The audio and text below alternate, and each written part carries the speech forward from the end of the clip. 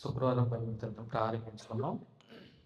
ప్రార్థన చేసుకుని కార్యక్రమాన్ని ప్రారంభించుకున్నామండి. ప్రార్థన చేసుకున్నాం. కృపగల తండ్రి, దయగల దేవ, నీ ఘనమైన శ్రేష్టమైన అతి పరిశుద్ధమైన నామం స్తుతులు స్తోత్రాలు చెల్లించుకుంటున్నాం మా ప్రభువా. మా తండ్రి, మీ ప్రేమ చేత కృప చేత తండ్రి గడిచిన దినాలన్నింటిలోనూ సురక్షితంగా క్షేమంగా మీ బిడ్డమైన మమ్మల్ని అందరినీ మీరు జ్ఞాపకం చేసుకుని కాచి కాపాడి సంరక్షించిన విధానం బట్టి మరొకసారి స్తుతులు స్తోత్రాలు చెల్లించుకుంటూ శుక్రవారం బైబిల్ కథ ప్రారంభించుండగా కృప చూపించండి, సహాయం అనిపించండి. మీ యొక్క ఆత్మతో తను మమ్మల్ని అందరినీ నడిపించండి మా ప్రభువా. తను మరి చేరవలసిన ప్రతి ఒక్కరిని జ్ఞాపకం చేసుకోండి మా ప్రభువా. తరగతి ఆయన మీ చేతిలో అప్పగించుకున్నాం మా ప్రభువా. అధ్యయనం వివరించుండగా మీ యొక్క ఆత్మ సహాయాన్ని నడిపిస్తున్న మార్గం అనుగ్రహించి శ్రేష్టమైన సంగతి తండ్రి బోధించుండగా తండ్రి విని విడిచిపెట్టకుండా హృదయంలో బాధపరచు. వాక్య జ్ఞానాన్ని తండ్రి పెంపొందించుకోవడానికి తను మరి జ్ఞానాన్ని అభ్యాసం చేయడానికి ఈ బైబిల్ తరపున తండ్రి మాకు అనుగ్రహించినట్టు మరొక సంస్కృతులు స్వంతం చెల్లించుకుంటూ తరగతిలో భాగంగా మాకు కీర్తన పాడుచుంటా కీర్తన పాటలను మీ యొక్క ఆత్మ సహాయాన్ని మాకు అనుగ్రహించినట్టు ఈ తరగతులంతా మీ చేతులు అర్పించుకుంటూ ఈ ప్రార్థన ఆశం చేయించుకోండి. యేసుక్రీస్తు ప్రభువుని ప్రార్థించి వేడుకున్న అమ్మా బిడ్డలో తండ్రి.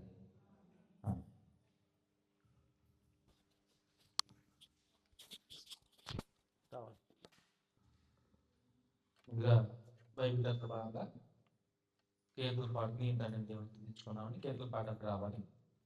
యెహోవా నీ నామము ఎంతో బలమైనది, ఎంతో బలమైనది. యెహోవా నీ నామము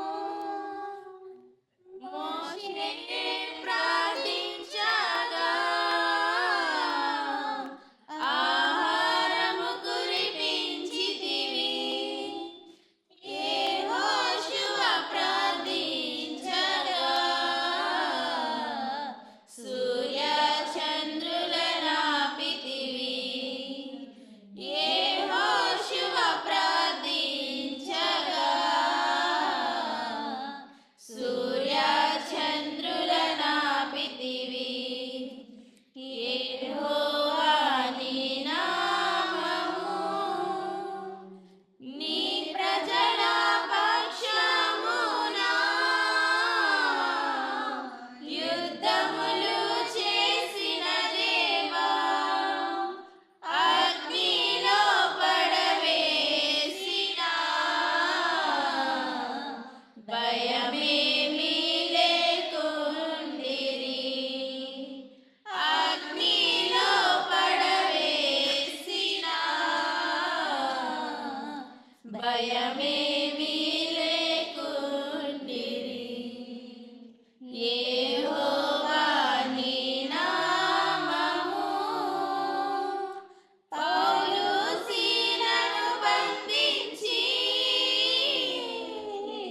చెరసాలలో వేసిన పాటలతో ప్రార్థించగా సంకెళ్ళు విడిపోయెను. పాటలతో ప్రార్థించగా సంకెళ్ళు విడిపోయెను. యెహోవా నీ నామము నీ సత్యవాక్యము ద్వారా మమ్ములను కనియుంటివి. నీ దత్తపుత్రులుగా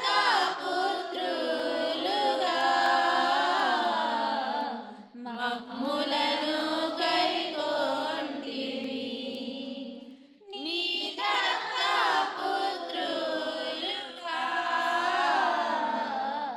మమ్ములను కైకొంటివి.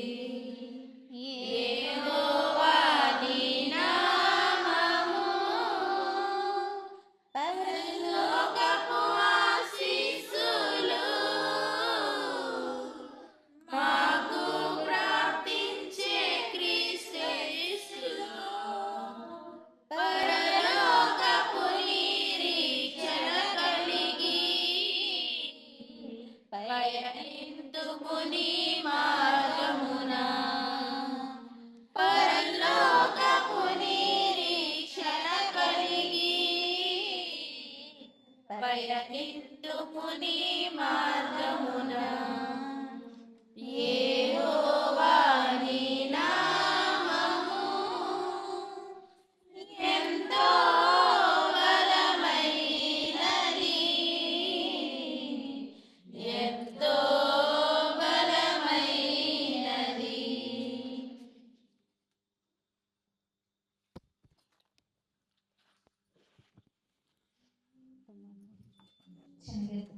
15 కీర్తన పాడిన ద్వారా దేవుని మహిమపరచవచ్చు. ఏమని వర్ణింపను నిన్ను, ఏమని వర్ణింపను, దాతవు నా కంటి వెలుగు, నా ఆశ జ్యోతివి నా యేసు ప్రభువా. ఏమని వర్ణింపను నిన్ను, ఏమని వర్ణింపను, ఎనలేని భాగ్యము విడనాడి నీవు, కనరాని దూరము అరుదించినావు. దైవాన్ని దాసి దాసునిగా మారి దీనుడై జనించిన దేవుని సుతుడా.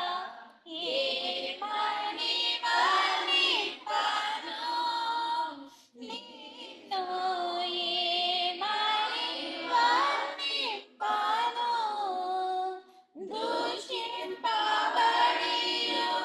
దూషింపలేదు, శ్రమ పెట్టబడియు బెదిరించలేదు, సహించి శ్రమలను శాంతంబుతోని ప్రార్థించినావు. పావనమూర్తి, ఏమని వర్ణింపను నిన్ను, ఏమని వర్ణింపను, ఈలాటి శాంతము ఈలాటి ప్రేమ భూలోకమంతయు గాలించి చూసిన కనరాని అగైన మానవ కోవిలో గణదేవా నిన్ను కన్న గంభీర చరితుడు. ఏమని వర్ణింపను నిన్ను, ఏమని వర్ణింపను. రైట్. ఇంతవరకు మరి కీర్తనలు పాడుకుని తండ్రిని దేవుని స్తుతించుకున్నామండి. మరి కీర్తనలు పాడడానికి సహకరించిన వారందరూ కూడా ప్రభువుపై ప్రత్యేక వందనాలు తెలియజేస్తాను. గడిచిన బైబిల్ తరగతిలో ఎన్ని అధ్యాయం నేర్చుకున్నాం? 11 అయింది కదా. 11 అధ్యాయంలో ఏం నేర్చుకున్నాం? యెరూషలేముకి యెరూషలేములో మళ్ళీ ప్రజలు నివసించడం. దాంట్లో ముఖ్యంగా 2 గోత్రాల వారు కనపడతారు. అందులో యోధా బెంజమిన్ గోత్రాల ప్రధానులు.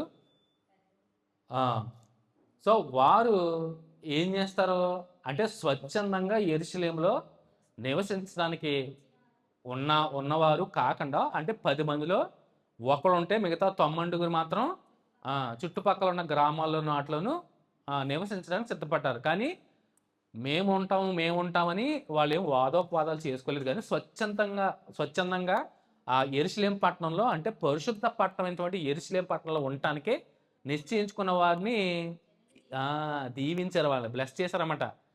హ్యాపీగా ఉండండి, మేము చుట్టుపక్కల గ్రామాల్లో ఉంటాం అన్నట్టుగా వారు అంటే ఒకే మనస్తత్వం కలవారు కదా. ఏక మనసు ఉన్నవారు అందరూ ఆ కాలంలో, అందరూ ఒకే తాటి మీద, అంటే ఏకభావం ఏకతాత్పర్యం. అప్పటి నుంచి వారు దేవుని సొత్తైన ప్రజలందరూ అలాగే ఉండేవారు. అందుకనే పౌలు అన్ని విషయాల్లో కూడా సంఘంలో కూడా ప్రతి ఒక్కరూ ఎలా ఉండాలని చెప్తాడు. ఏకభావం, ఏక మనసు, ఏకతాత్పర్యం, అంతా ఏక మనస్కులే ఉండాలంట, ద్విమనస్కులే ఉండకూడదని చెప్తాడు. అంతే కదండి. ప్రతి ఒక్కరు కూడా సంఘం ఏంటి, సంఘంలో ఏంటి, బయట ప్రతి క్రైస్తుడు అన్నవాడు ప్రతి ఒక్కరు కూడా ఒకే మనస్తత్వం కలిగిన వారిలా ఉండాలి. అసలు ఎలా ఉంటున్నారా? ఎవరు ఉండలే. అవునా? అలా ఉండలేదు క్రైస్తవులు అందరూ ఒకే మనస్తత్వం కలిగిన వారిలా ఉండాలి. అలా ఉండాలంటే ఎక్కడ సాధ్యం ఇప్పుడు ఉన్న పరిస్థితుల్లో? కానీ వారు ఉన్నారు. దేవుని సొత్తు ఏంటంటే ఇజ్రాయేల్ ప్రజలందరూ ఒకే మాట పైన ఉన్నారు. కానీ నేటి క్రైస్తవులు క్రీస్తును అంగీకరించిన ప్రతి ఒక్కరు కూడా ఒకే మాట మీద ఎక్కడ ఉన్నారు? సంఘాల్లో వేరు, అవునా? మీ సంఘం వేరు, మా సంఘం వేరు. ఆ? అలాగే ఉంటున్నారు కదా. ఈ ఆరాధన అలా ఉంటుంది, మా ఆరాధన ఎలా ఉంటుంది, ఇవే ఉన్నాయి. కానీ ఆదిమ సంఘం అంతా ఒకేలా ఉంది, అవునా? ఆదిమ సంఘం ఒకేలా ఉంది. సహవాసంలోను, కూడుకొంట్లోను, రొట్టె విరుచుట్లోను, ప్రార్థన ఎడల ప్రార్థించడంలో కూడా ఎడతెక్కున్నారు. ఇంటింటా కూడుకునేవారు. నిజంగా అద్భుతం కదా ఆదిమ సంఘం. 606 వరకు అలాగే ఉంది. 606 తర్వాత నుంచి అంతే. క్రీస్తు సంఘం ఏమైంది? ముక్కచెక్కలైంది. ఆ, క్రీస్తు సంఘం అంటే 33.5 సంవత్సరాలు, 34 సంవత్సరాల్లో యేసుక్రీస్తు ప్రభువు స్థాపించిన, ఆయన స్వరక్తం నుంచి సంపాదించిన ఆయన సంఘం 606 వరకు చెక్కు చెదరలే. ఎలా ఉంటే అలాగే ఉంది, విడిపోలేదు, ఒకే సంఘంగా ఉంది. చూడండి, అంటే ఒకే మనస్తత్వం గలవారు. అంటే ఎప్పుడైతే హృదయాలను చెల్లాచెదురు చేశాడో సాతాను కూడా అప్పటి నుంచి వేర్పాటు అవ్వడం, సంఘాలు, మీ సంఘం మేము వేరు మీరు వేరు అనే భావన సాతాను గాడు తీసుకొచ్చాడు ఖచ్చితంగా. అలాగే చూడండి, దేవుని మందిర సేవకులు, వారి అధ్యక్షులు కనపడతారు. అలాగే గాయకులు, లేవీలు, ద్వారపాలకులు, అంటే మొత్తం అందరూ కూడా యెరూషలేము పరిశుద్ధ పట్టణంలో స్థిరపడుతున్నారు. అలాగే జనులను కూర్చిన సంగతులను విచారించడానికి నియమింపబడినటువంటి న్యాయాధిపతి ఒక ఆయన ఉన్నారు, పెతహయ, ఆయన నియమించుకున్నారు.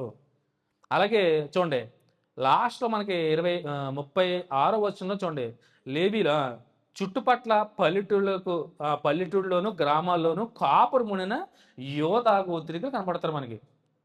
అక్కడతో మనకి 11వ అధ్యాయం మనం ధ్యానించుకున్నాం గడిచిన బైబిల్ తరగతిలో. మరి ఈరోజు 12వ అధ్యాయంలో చూడండి, 12వ అధ్యాయంలో ఓవరాల్ ఎన్ని వచనాలు ఉన్నాయి? 47 వచనాలు ఉన్నాయి. ఇందులో ఈ ముఖ్య ఉద్దేశం ఏంటంటే, ఈ అధ్యాయంలో ముఖ్య ఉద్దేశం 2 భాగాలు కనపడతాయి. ఇందులో ఈ 12వ అధ్యాయంలో 2 భాగాలు కనపడతాయి. అందులో 1 నుంచి 26వ వచనం వరకు పేరుల పట్టీలు, వృత్తాంతాలు కనపడతాయి. పేర్లు పట్టే వంశావళులు అనమాట. ఏ వంశావళులు? జెరుబ్బాబెలు గారి ఆ టైంలో, అంటే మనకి 10వ అధ్యాయం 11వ వచనంలో కనపడతాయి. మనకి వెనక్కి వెళ్తే మనకి అవన్నీ కనపడతా ఉంటాయి. సో మొదటి భాగంలో, ఈ 12వ అధ్యాయం మొదటి భాగంలో పేరుల పట్టీలు, వృత్తాంతాలు కనపడతాయి. అలాగే రెండో భాగం ఏంటి? రెండో భాగంలో యెరూషలేము ప్రాకారం యొక్క ప్రతిష్ట.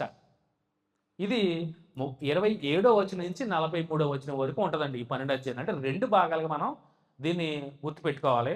అందులో 1 నుంచి 26వ వచనం వరకు పేరుల పట్టీలు, వృత్తాంతాలు కనపడతాయి. ఓవరాల్గా ఈ 12వ అధ్యాయము చూడండి, యెరూషలేము ప్రాకారాల ప్రతిష్టాపన, యాజకులు మరియు లేవీల వంశావళులు మరియు ఆరాధన యొక్క పునరుద్ధరణ వివరిస్తుందంటండి. జెరుబ్బాబెలు గారి కాలం నుండి నెహెమ్యా కాలం వరకు. అంటే మొదటి గుంపు మీకు అర్థమైంది. ఎజ్రా దగ్గరికి వెళ్ళాలి. మళ్ళీ మొదటి గుంపు అంటే జెరుబ్బాబెలు గారి హయాంలో, ఎజ్రా గారి నాయకత్వంలో, జెరుబ్బాబెలు గారి హయాంలో అప్పటి నుంచి ఇప్పటి నెహెమ్యా గారి కాలం వరకు యాజకుల జాబితా, ప్రాకారాల అద్భుతమైనటువంటి ప్రతిష్టాపన వేడుక, అలాగే సంగీతకారుల ఏర్పాటు మరియు దేవుని మందిరానికి కానుకలు, దశమ భాగాల నిర్వహణ గురించి ఈ 12వ అధ్యాయం తెలియజేస్తుంది. ఒక ముక్కలో చెప్పాలంటే ఇది కొంచెం పెద్ద అధ్యాయము, 47 వచనాలు ఉన్నాయి. సో అందుకే 2 భాగాలుగా మనం గుర్తుపెట్టుకోవచ్చు. ఇట్టే 1 నుంచి 26వ వచనం వరకు పేర్ల పట్టీలు, అంటే వంశావళుల పట్టీలు, అలాగే వృత్తాంతాలు కనపడతాయి. అలాగే రెండో భాగం యెరూషలేము ప్రాకారం యొక్క ప్రతిష్ట కనపడతాయి 27 నుంచి 43వ వచనం వరకు. అందులో మనకి 1 నుంచి 11వ వచనం వరకు చూడండి, జెరుబ్బాబెలు గారు యెరూషలేముకు మొదట వచ్చిన యాత్రికులను, లేవీలు, యాత్రికులైనటువంటి లేవీలు కనపడతారు మనకి ఇక్కడ. చూడండి, చదువుకుందాం. షఫల్తీయేలు కుమారుడైన జెరుబ్బాబెలుతో కూడా వచ్చిన యాజకులను, లేవీలను వీరే చెప్తున్నాడు. యాజకులను లేవీలను వీరే. సో యేషువ, శెరాయా, ఇర్మియా, ఎజ్రా, అమర్యా, మల్లూకు, హట్టాషు, షకన్య, రెహూము, మొరేమోతు, ఇద్దో, గిన్నెతోను, అబియా, మియామీను, మయబ్జా, బిల్గా, షమయ, ఏయారీపు యదాయ తల్లు ఆమెకు ఆమెకు హిల్కియా యోవాయ అనువారు వారందరూ యేషువా దినముల్లో యాజకుల్లోను వారి బంధువుల్లోనూ ప్రధానులుగా ఉండిరి. మరియు లేవీలో యేషువా, బిన్నూయి, కద్మియేలు, షెరెబ్య, యూదా, స్తోత్రాది సేవ విషయంలో ప్రధాని అయిన మత్తిన్య అతని బంధువులను మరియు బక్బుక్యాయు ఉన్నీయును వారి బంధువులను వారికి ఎదురు వరుసలో ఉండి పాడువారు, అంటే గాయకులు అన్నమాట. పాడువారు అంటే యేషువా యెహోయాకీమును కనెను, యోయాకీము ఎల్యాషీబును కనెను, ఎల్యాషీబు యోయోదాను కనెను. సో ఇక్కడ మనకి ఎవరు వంశువులు కనపడుతున్నాయి? యాజకులు వంశావళి కనపడుతున్నాయి ఇక్కడ మనకి. మనకి మొదటి వచనం నుంచి దాదాపు 11వ వచనం వరకు జెరుబ్బాబెలు గారితో పాటు వచ్చినటువంటి యాజకులు, లేవీలు వీరి వంశావళి మనకు కనపడుతున్నాయి, వాళ్ళ పేర్లు. అలాగే యెహోయాకీము కాలం నాటి ముఖ్య యాజకుల జాబితా కూడా ఇవ్వబడుతుందండి ఇక్కడ. చూడండి, మనకి 12 నుంచి 26వ వచనం వరకు మళ్ళీ రాజు అయిన యెహోయాకీము దినముల్లో నెహెమ్యా గారి కాలంలో యాజకుల యొక్కయు లేవీల యొక్కయు వంశావళులు కనపడతాయి మనకి. 26వ వచనం వరకు ఇవే కనపడతాయి మనకి. చూడండి, యోయోదా యోనాతానును కనెను, యోనాతాను యద్దూవను కనెను. యోయాకీము దినముల్లో పితరుల్లో ప్రధానులైన వారు యాజకులై ఉండేది. వారెవరనగా శెరాయా ఇంటి వారికి మొరాయా, ఇర్మియా ఇంటి వారికి హనన్య, యజ్రా ఇంటి వారికి మెషుల్లాము, అమర్యా ఇంటి వారికి యెహోయాహానును, మెరియా ఇంటి వారికి యోనాతాను, షపన్యా ఇంటి వారికి యోసేపు, హారిము ఇంటి వారికి అద్నా, వరామోతు ఇంటి వారికి ఎల్కాయి, ఇద్దో ఇంటి వారికి జకర్యా, గిన్నెతోను ఇంటి వారికి మెషుల్లాము, అబియా ఇంటి వారికి జిక్రి, మిన్యామీను ఇంటి వారికి మొవజ్జా ఇంటి వారికి పిల్టయి, బిల్లా ఇంటి వారికి షమ్మూయ, షమయా ఇంటి వారికి యెహోనాతాను, మొయారీబు ఇంటి వారికి మత్తైనై, యోదాయ ఇంటి వారికి ఉజ్జి, సల్లయి ఇంటి వారికి కల్లయి, ఆమోను ఇంటి వారికి ఏబెరు, హిల్కియా ఇంటి వారికి హషబ్య, యదయ ఇంటి వారికి నెతనీయులు. ఎల్యాషీబు దినముల్లో లేవీల విషయంలో ఏదా, యోహానాను, మద్దువ కుటుంబ ప్రధానులుగా దాఖలైరి. మరియు పార్సీకుడకు దర్యావేషు ఏలుబడి కాలంలో, సో పార్సీక రాజు అయినటువంటి దర్యావేషు గారి ఏలుబడి కాలంలో వారే యాజక కుటుంబ ప్రధానులుగా దాఖలైరి. సో ఇవన్నీ ఏంటంటే యాజకులు వంశావళులు కనపడతాయి మనకి. 26వ వచనం వరకు ఇవే కనపడతాయి మనకి. ఎల్యాషీబు కుమారుడైన యెహోనాను దినముల వరకు అనుదినము జరుగు విషయముల గ్రంథమందు వారు లేవీల కుటుంబ ప్రధానులుగా దాఖలైరి. లేవీల కుటుంబ ప్రధానులైన హషబ్యాయు, షెరెబ్యాయు, కద్మియేలు కుమారుడైన యేషువయు వారికి ఎదురు వరుసల్లో పాడు తమ బంధువులతో కూడా దైవజనుడైన దావీదు యొక్క ఆజ్ఞను బట్టి స్తుతి పాటలు పాటకు వంతులు చెప్పన నిర్ణయింపబడిరి. సో స్తుతి పాటలు పాడటానికి ఇదంతా దావీదు గారి కాలం నుంచి వస్తుంది. అంటే దావీదు గారు వారి యాజకుని ఏర్పరచుకుని, మీకు జ్ఞాపకం రావాలి, ఆయన కొంతమందిని ఏర్పరచుకుని వారు కాపాలని అప్పచెప్పాడు. అంటే మందిర సేవ నిమిత్తం ఆయన ఏర్పరచుకున్నాడు. గాయకులుగా ఉండాలి, ద్వారపాలకులు ఇంతమంది. సో మొత్తం అందరికీ వారి పనులు కేటాయించేశాడు. మొత్తం దావీదు గారు పర్ఫెక్ట్గా చాలా అసలు ఎంత పర్ఫెక్ట్గా పనులు కేటాయించాడంటే యాజక ధర్మం. యాజకులు కూడా తక్కువైనప్పుడు కూడా నేను చెప్పాను 300 మంది 250 మంది నెత్తి నీళ్ళని ఏర్పాటు చేసుకున్నాడు. ఎందుకంటే యాజకులు లేరు. వారికి యాజక ధర్మాలు అన్ని చెప్పి కొంచెం వీరు లేని టైంలో, అంటే వీరు ఏమన్నా తక్కువైనప్పుడు వారి అంటే వాళ్ళకే వస్తాయి కదండి. ఇప్పుడు పాస్టర్ గారికి రోగాలు రాకుండా ఉండవు, అవునా? పాస్టర్ గారు అనారోగ్య సమస్యలు రాకుండా ఉండవు, అవునా? ఏ జ్వరమో ఏదైనా ఒక లేవలేని స్థితిలో ఉంటే మరి ఎవరు పాడైద్దా? అలాంటి పరిస్థితులు వచ్చినప్పుడు నెత్తి నీళ్ళని ఏర్పరచుకున్నాడు. అంటే ఎమర్జెన్సీలో ఫస్ట్ ఎయిడ్ చేస్తారు చూసారా?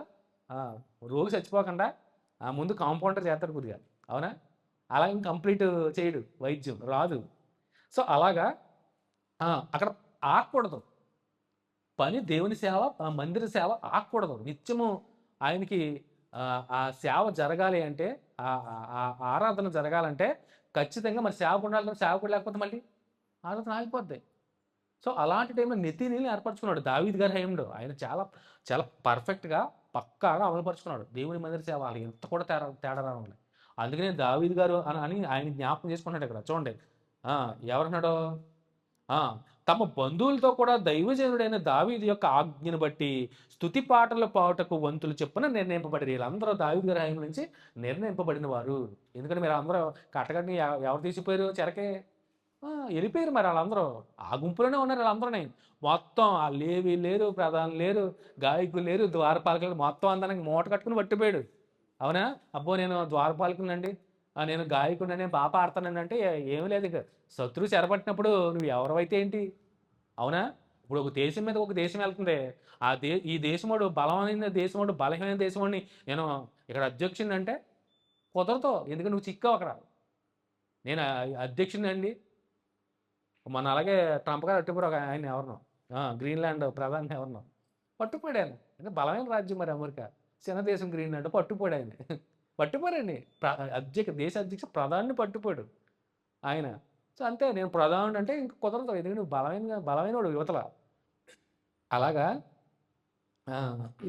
సో కట్టకట్ట అట్టుకెళ్ళిపోయిన వాళ్ళందరూ వీళ్ళందరూ ఉన్నారు అందులో. ఇప్పుడు అందరూ తిరిగి వచ్చారు. తిరిగి వచ్చినప్పుడు ఎవరెవరో పనులు వాళ్ళకి మళ్ళీ అప్పు చెప్తాను అనమాట, కేటాయిస్తున్నారు ఇక్కడ ఒక రకంగా చెప్పాలంటే. సో చూడండి ఎక్కడ వచ్చాం. వీరు దాకునకు పుట్టిన యేషువా కుమారుడైన యోయాకీము దినముల్లోను, అధికారి అయిన నెహెమ్యా దినముల్లోను, యాజకుడును శాస్త్రీయకు ఎజ్రా దినముల్లోను ఆ పని జరుపుచు వచ్చిరి. సో చూడండి ఇక్కడ ఎజ్రా గారు కూడా మనకి ఈ నెహెమ్యా గ్రంథంలో తారసపడతారు. నేను చెప్పాను ఎజ్రా నెహెమ్యా గ్రంథాలు రెండు కలిపే ఉండే.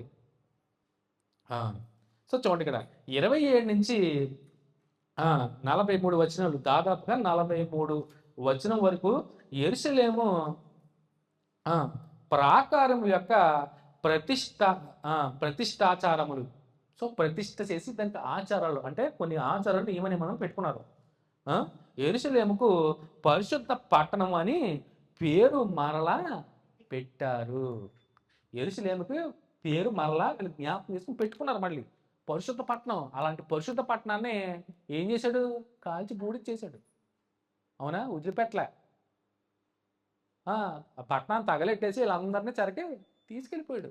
ఎవరో నెబుకద్నెజరు రాజుగారు, ఆయనే పట్టుకెళ్ళిపోయి. మీకు 11వ అధ్యాయము మొదటి వచనంలో మనం చదివిన 11వ అధ్యాయంలో చూడండి, మొదటి వచనంలో కనపడితే జనులు అధికారులు యెరూషలేములో నివాసం చేసిరి. చూడండి, మిగిలిన జనులు పరిశుద్ధ పట్టణమగు, చూసారా, పరిశుద్ధ పట్టణం అని మరలా వీళ్ళు ఆ ప్రతిష్ట ఆచారాన్ని పెట్టుకుని మరలా యెరూషలేముకి పరిశుద్ధ పట్టణం అని పేరు పెట్టడాన్ని నిశ్చయించుకున్నారు మళ్ళీ. చూడండి అవే కనపడతాయి మనకి. 27 నుంచి 43 వచ్చిన వరకు యెరూషలేం ప్రాకారం పూర్తయిన తర్వాత చాలా ఆనందంతో ప్రతిష్టాపన జరిగిందండి. ఇక్కడ చాలా సంతోషంతో ప్రతిష్టాపన జరిగింది. ఆ ప్రతిష్టాపన పండుగగా జరుపుకోవడమే కాదు, సంతోషించి గాయకులు సాంగ్స్ పాడారంట, సంగీత వాయిద్యాలు వాయించారంట. 2 పెద్ద సమూహాలుగా విభజింపబడి ప్రాకారం పైన ప్రదక్షిణ చేస్తూ దేవుణ్ణి స్తుతించారంట. ఇక్కడ ప్రాకారం కట్టారు కదా, ఎవరో ప్రాకారం బాగు చేసింది? నెహెమ్యా గారి ఆధ్వర్యంలో. ఆ ప్రాకారం మీద నడుస్తూ దేవుణ్ణి స్తుతించారంట, ఆనందోత్సాహాలు చేసుకున్నారంట. ఆ ధ్వని ఎక్కడికో అలా చేసే ధ్వని ఆ ప్రాకారాల మీద నించుని నడుస్తూ ఆనంద ధ్వని చేస్తూ ఉంటే ఎక్కడికో కనపడ్డాయంట.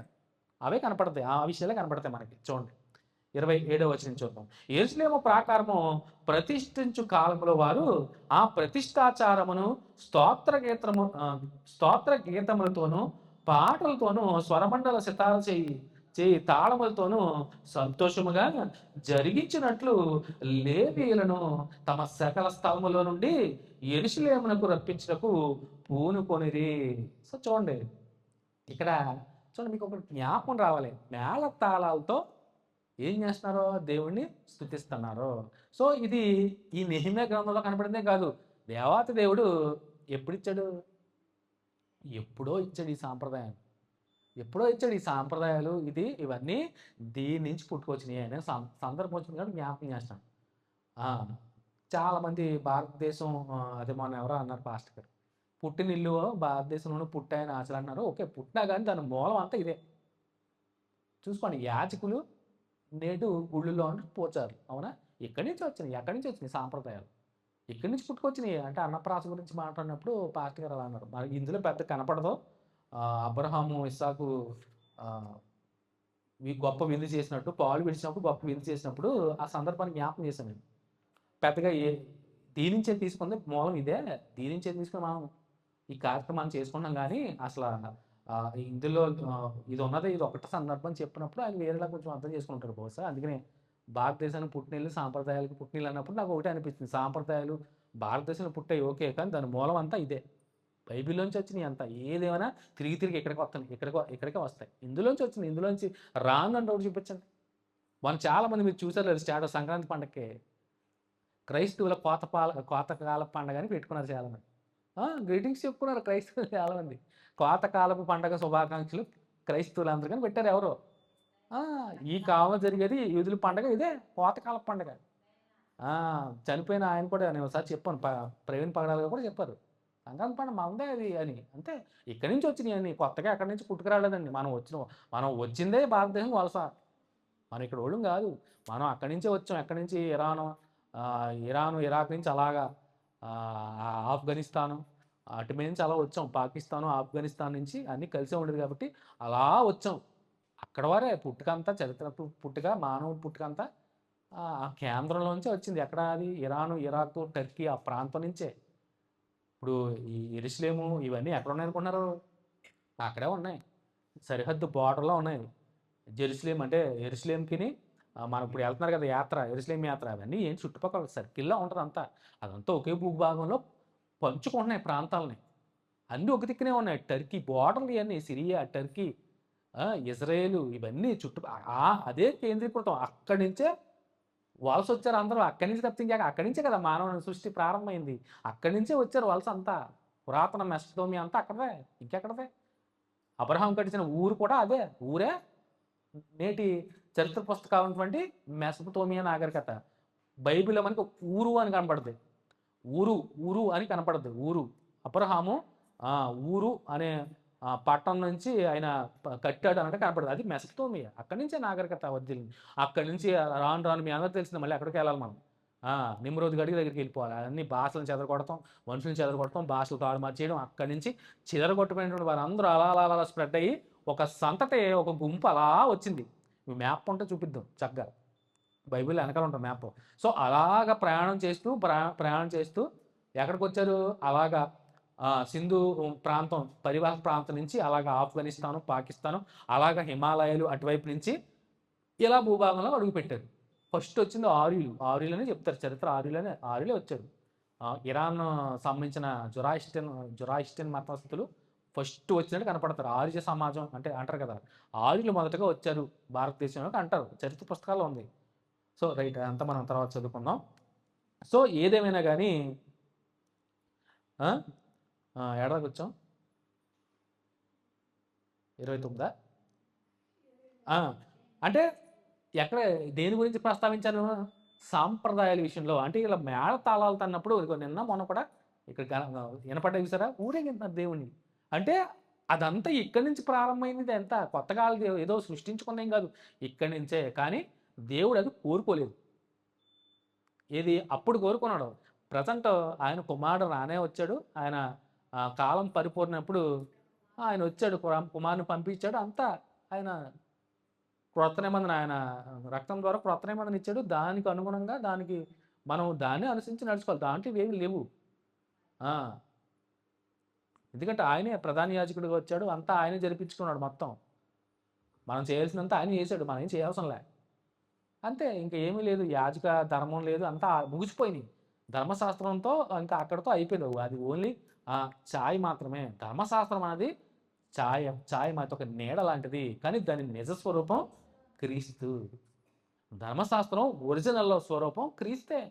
ధర్మశాస్త్రం ఛాయ్గానే ఉంది, అది ఒక నీడలాగా కనపడుతుంది అంతేగాని ఒరిజినల్ అంతా క్రీస్తే. క్రీస్తే ఇంకా ధర్మశాస్త్రం ఇంకా అయిపోయింది, పాతగిలిపోయింది అది ఇంకా. సో దాంట్లో మనం పాటించాలి. అది పాటించాలంటే మనం బలు అర్పించాలి, నైవేద్యాలు అర్పించాలి, అర్పణలు అర్పించాలి, హోమాలు చేయాలి, ఇన్ని చేయాలి. అవునా? లేవికాణాలు ఉంటాయి మొత్తం. ఎన్ని బలులు? 7 రకాల బలులు ఉంటాయి. ఇంకా పరిహారార్థ బలి, పాపరిహారార్థ బలి, అపరాధ పాపరాధ పరిహారార్థ బలి, ప్రాయచిత్త బలి, ఎన్ని రకాల బలులు ఉంటాయి, అన్నీ అర్పించాలి. ధర్మశాస్త్రం కింద ఉంటాయి. పండగలు చేయాలి, 7 పండగలు, చిన్న ఉప పండగలు అన్నీ చేయాలి. పస్కాని ఆచరించాలి. ఇంకేమీ లేదు, అయిపోయింది పస్కా. చివరి పస్కా ఆయనే అయిపోయాడు, నేను చెప్పినట్టున్నాను అక్కడ. సో ఇవన్నీ ఇక్కడి నుంచి వచ్చినాయే. సో ఎక్కడి నుంచో, ఏ దేశం నుంచో కొత్తగా పుట్టుకొచ్చింది ఏం కాదు. మూలం అంతా ఇది. ఒక దేశంలో సాంప్రదాయం అంటూ బయటకు వచ్చిందంటే, కొత్తగా కనపడుతుంది అంటే దీన్నే మనం ఎక్కడ ఎతికినా ఇక్కడే కనపడుతుంది. చూడండి, దాని దాని దాన్ని ఏమంటారు, దాని దానికి సంబంధించిన ఇదంతా ఇందులోనే కనపడతాయి. ఖచ్చితంగా ఒక కార్యక్రమం చేస్తున్నామంటే ఖచ్చితంగా ఇందులోంచే.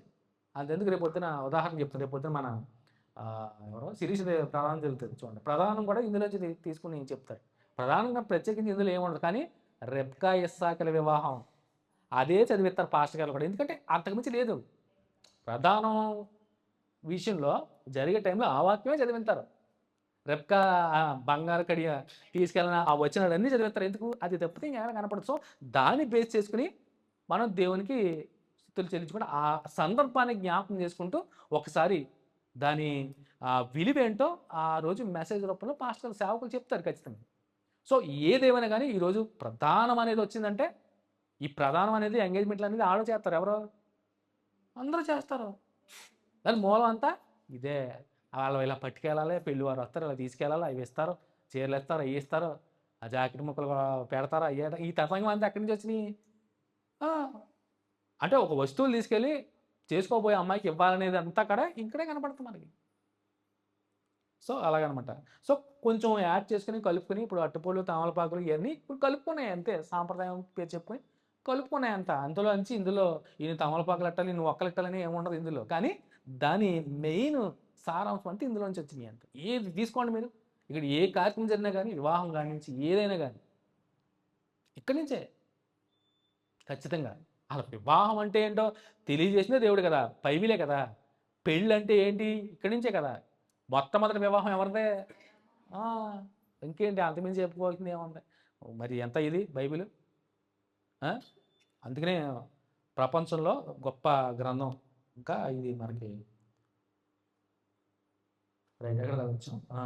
సో మేళతాళాలతో వాళ్ళు సంతోషంగా జరిగినట్లు లేవీయులను తమ సకల స్థలంలో నుండి యెరూషలేముకు రప్పించుటకు పూనుకొనిరి. అప్పుడు గాయకుల వంశస్థులు యెరూషలేము చుట్టూ మైదాన భూమిలో నుండి నెటోపాతి యొక్క గ్రామంలో నుండి కూడుకొని వచ్చిరి.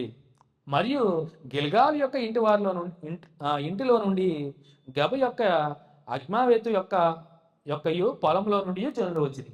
ఏలయనగా యెరూషలేము చుట్టూను గాయకులు తమకు ఊళ్ళను కట్టుకొని ఉండిరి. యాజకులు లేవీయులు తమను తాము పవిత్రపరచుకున్న తర్వాత జనులను, గుమ్మములను, ప్రాకారములను పవిత్రపరచిరి. అటు తర్వాత నేను యూదుల ప్రధానుల ప్రకారం మీదకి తోడుకుని వచ్చి స్తోత్ర గీతములు పాడు వారిని 2 గొప్ప సమూహములుగా ఏర్పరిచితిని. అంటే కీర్తనలు పాడే వాళ్ళని ఏర్పరిచాడు 2 గుంపులుగా. అందులో ఒక సమూహము కుడి పక్కన పెంట గుమ్మము వైపున ప్రాకారం మీదను నడిచెను. వారి వెంబడి హోషయాయును యూతుల ప్రధానంలో సగం మంది వెళ్ళిరి. మరియు అజర్యాయు, ఎజ్రాయు, మెషుల్లామును, యోదాయు, బెన్యామీను, షమయాయును, ఇర్మియాయును అనువారు పోయిరి. యాజకుల కుమారులు కొందరు బాకాలు ఊదుచూ పోయిరి. సో యాజకుల కుమారులు కొంతమంది బాకాలు ఊదుకుంటూ వెళ్ళారంటండి. వారెవరనగా ఆసాపు కుమారుడైన జబ్బూరుకు పుట్టిన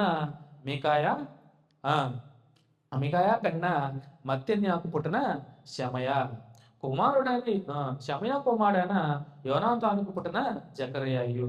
అతని బంధువులకు షమయ, అజరియలు, మిలలై, గిలలై, ఆ, మాయి, నెతనీయులు, యూదా, హనాని అనువారు. వీరు దైవజనుడు దావీదు యొక్క వాయిద్యములను వాయించుచు పోయిరి.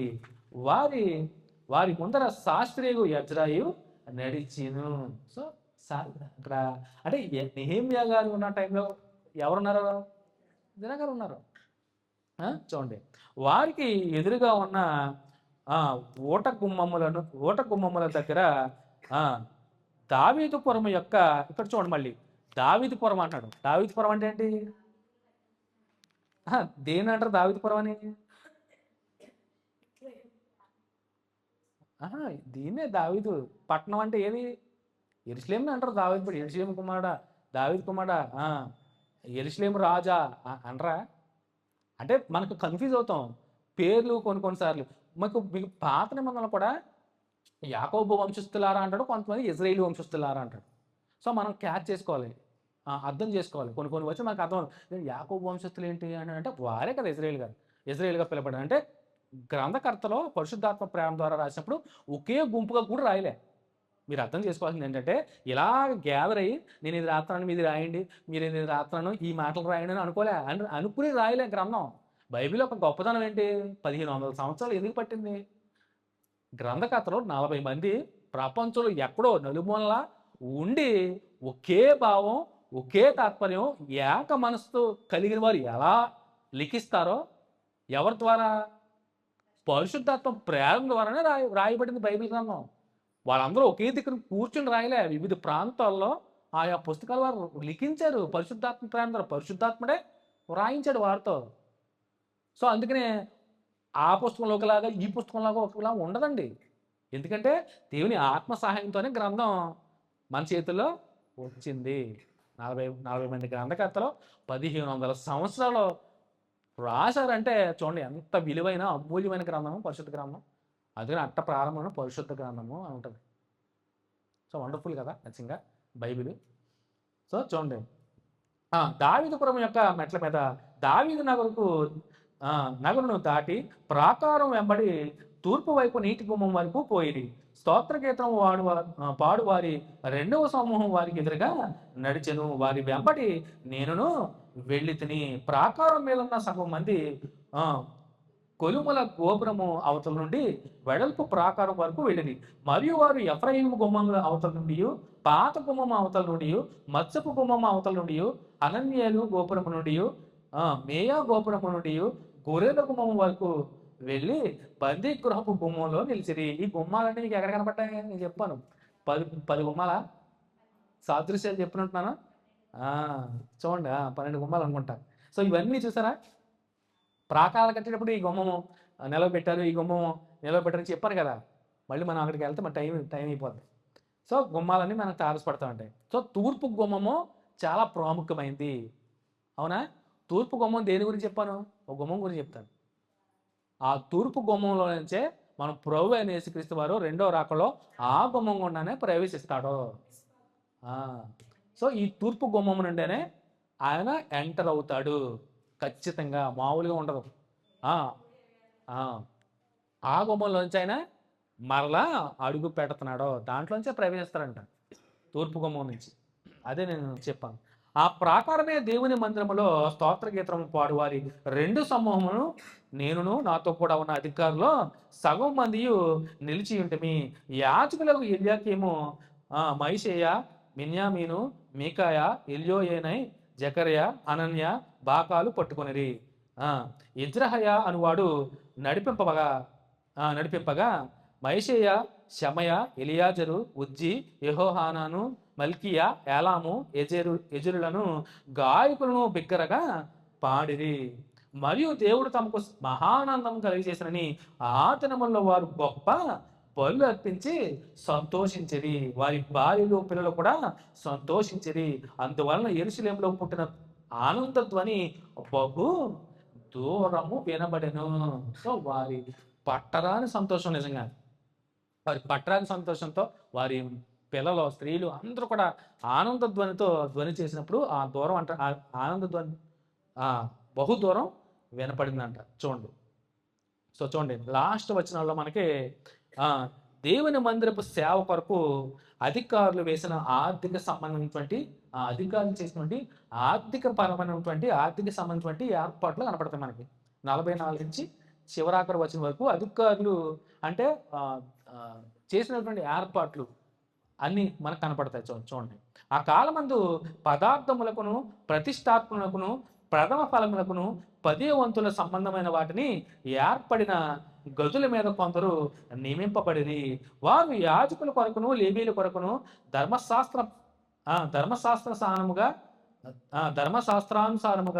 నిర్ణయింపబడిన భాగములను పట్టణమును పొలముల నుండి సమకూర్చుటకు నియమింపబడినది. కొంతమంది సేవకులు వాటి మీద అంటే చూడండి వచ్చే అర్పణలకి లెక్క అంటే వాళ్ళని అధికారిగా నియమించుకున్నారు. ఎవరెవరు ఎంత ఇచ్చారు ఆ లిస్టు దాని మీద అధికారులు నియమించుకున్నారు. వచ్చే అర్పణలు ఏమేమి ఇచ్చారు ఏంటి అన్నది ఒక లెక్కగా నియమించుకున్నారు అన్నమాట. చూడండి. మరియు గాయకులను ఎక్కడ దాకా నియమింపబడేది సేవ చేయుటకు నియమింపబడిన యాజకులను బట్టి లేవీలను బట్టి యూదులు సంతోషించిరి. మరియు గాయకులను ద్వారపాలకులను దావీదును అతని కుమారుడైన సొలొమోను ఆజ్ఞాపించినట్లు దేవుని గూర్చిన పనులను తమ శుద్ధిని గూర్చి పనులను నెరవేర్చుచూ వచ్చిరి. పూర్వమందు దావీదు దినములలో గాయకుల విషయంలోను స్తోత్ర గీతముల విషయంలోను పాటల విషయంలోనూ ఆసాపు ప్రధానుడు. సో చూడండి దావీదు కీర్తనలో కూడా ఈ ఆసాపు కీర్తనలో ఆసాపు రచినటువంటి కీర్తనలు అంటే ఆసాపు గారు కూడా ఈ కీర్తన గ్రంథంలో మనకి పైన కనపడతారు. ఆసాపు కుమారులు ఆసాపు కీర్తనలు సో మనకు కనపడతారు. అంటే ఈయన గాయకుడు ఆసాపు అనేది కింద పుట్టినోట్లో మనకు కనపడుతుంది. దావీదు ఆసాపు దినముల్లో ప్రధానుడు ఒకడు నేను దావీదు గారి హయాంలో ఈయన ఉన్నారన్నమాట.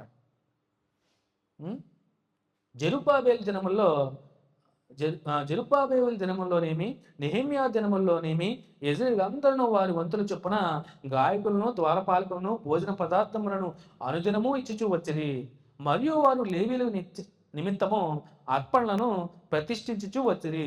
లేవీలు అహరోను వంశస్థులకు వాటిని ప్రతిష్ఠించిరి. సో చూడండి ఇక్కడ 27 నుంచి మనకి 44వ వచనం వరకు వారు ప్రతిష్టార్పణలకే అంటే ప్రతిష్ట నియమాలు పెట్టుకున్నారు చూసారా, ప్రతిష్ఠించుకుని ఆ విషయాలే కనపడతాం. మీకు జాగ్రత్త అర్థం చేస్తే 27వ వచనం నుంచి 44వ వచనం వరకు ప్రతిష్ఠితములైనటువంటి నియమ నిబంధనలు అంటే ప్రతిష్ట నిబంధనలు పెట్టుకుంటారు. ఏమేంటి అని కనపడతాయంటే మనకి చూడండి. వాయిద్యాలు వాయింపగా గాయకులు ఏం చేయాలి, స్తుతి గీతాలు పాడాలి. అంటే నిబంధనలు అంటే ఆరాధన క్రమాన్ని పెట్టుకున్నారు వాళ్ళు. మీకు అర్థమవుతుందా? ఆరాధన క్రమం అంటే నిబంధనలు పెట్టుకున్నారు.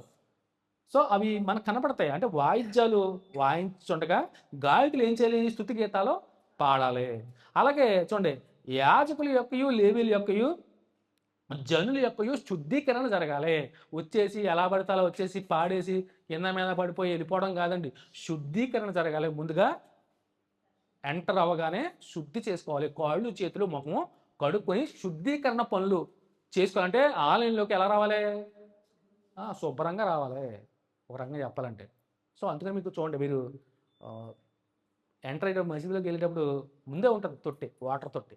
శుభ్రంగా కాళ్ళు వేళ్ళు చేతి కడుక్కుని లోపలికి వెళ్తారు తుడుచుకుని. అది మందులను కడిగి పెట్టేవారు. సో వీళ్ళు కొన్ని ఏర్పాటు చేసుకున్నాం అన్నమాట. వాయిద్యాలు వాయించేవారు వాయిద్యాలు వాయించినప్పుడు స్తుతి గీతాలు పాడేవాళ్ళు స్తుతి గీతాలు పాడాలి.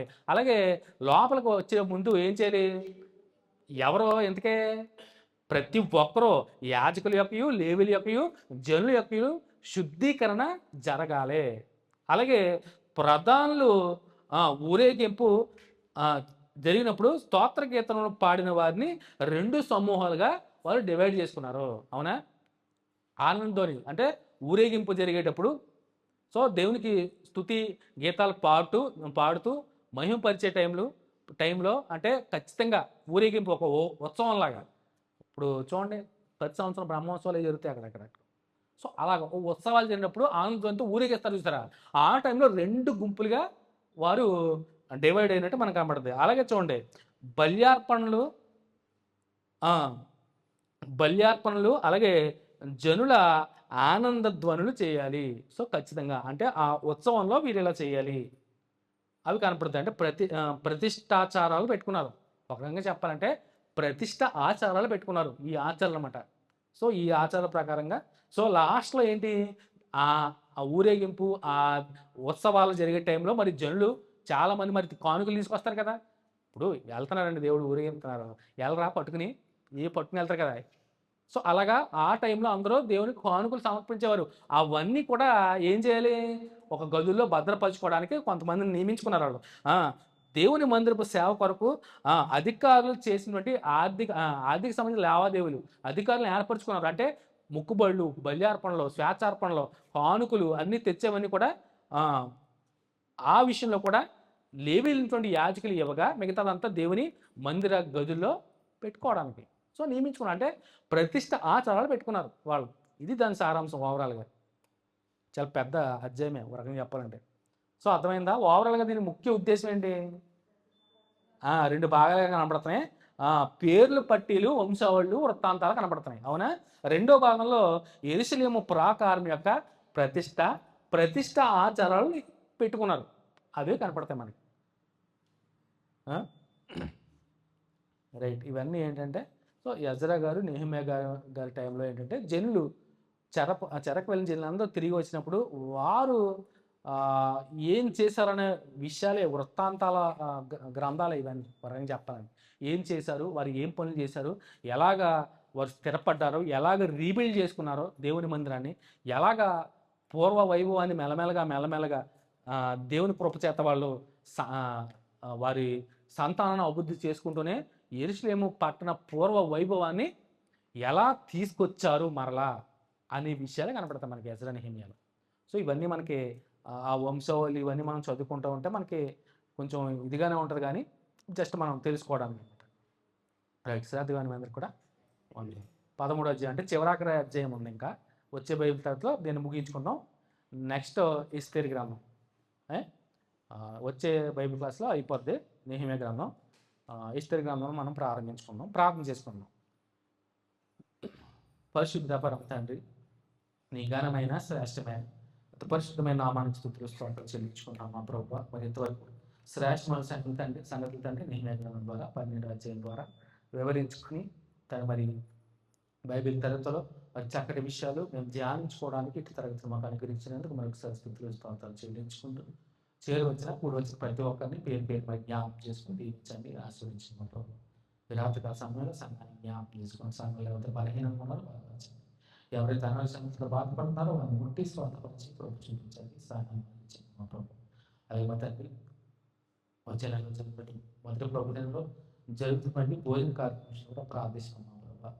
తను తలపెట్టినటువంటి కార్యక్రమాన్ని మరి జనుపల్లి కుమారి గారి కుటుంబం మరి వారు అందిస్తున్నటువంటి సహకారాన్ని బట్టి మరి వారి కుటుంబాన్ని జ్ఞాపకం చేసుకోండి మా ప్రభు. వారి కుటుంబమే మరి చక్కటి కార్యక్రమాన్ని పొందుపరుచున్నారు తండ్రి. అందును బట్టి వారి కుటుంబాన్ని జ్ఞాపకం చేసుకుని బహుగా దీవించండి, ఆశ్రయించండి మా ప్రభు. చక్కటి వాతావరణం అనుగ్రహించి ఆ కార్యక్రమాన్ని తండ్రి మీరే ముందు నడిపించి మనం వచ్చినాం మా ప్రభు.